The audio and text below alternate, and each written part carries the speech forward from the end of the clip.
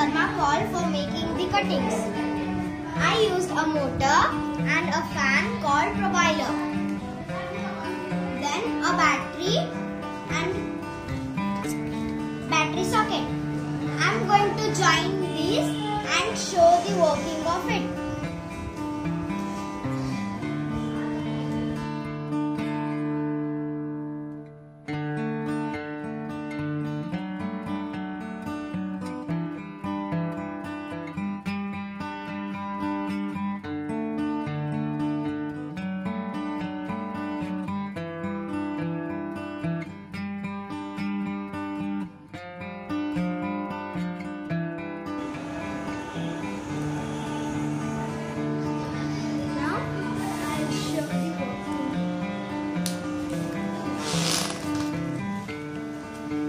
Works like this.